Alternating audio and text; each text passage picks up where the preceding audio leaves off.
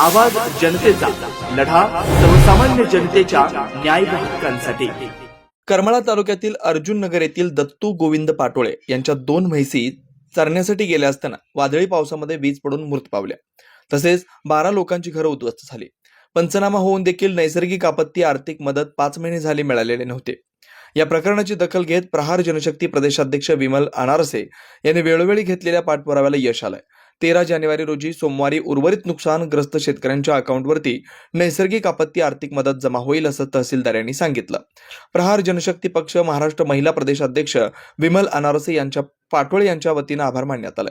सोमवारी उर्वरित नुकसान झालेल्या नुकसानग्रस्त शेतकऱ्यांच्या खात्यात नुकसान मदत निधी जमा नाही झाल्यास प्रहार जनशक्ती पक्षाच्या वतीनं आम्ही रस्त्यावर उतरू असा इशारा विमल अनारसे यांनी दिलाय। आवाज जनतेसाठी प्रतिनिधी अमृत कारंडे, जामखेड।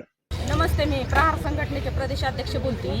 करमाळा तालुक्यामधील तहसीलदार समोर मॅडमची भेट घ्यायची होती, पण त्या मॅडम आज रजेवर असल्यामुळं त्यांची भेट झाली नाही। परंतु ह्या मशेवाडी आणि अर्जुन नगर ह्या निसर्गिक आपत्तीत त्यांचं बरेचसे नुकसान झालेत। असं बरेचसे 12 शेतकरी आहेत, पण त्यांचा प्रश्न बऱ्यापैकी आम्ही बऱ्याचशा मार्गी लावलेला आहे। आणि परंतु सोमवारी तर आपण सगळाच मार्गी लावून त्यांना न्याय द्यायचं काम करू।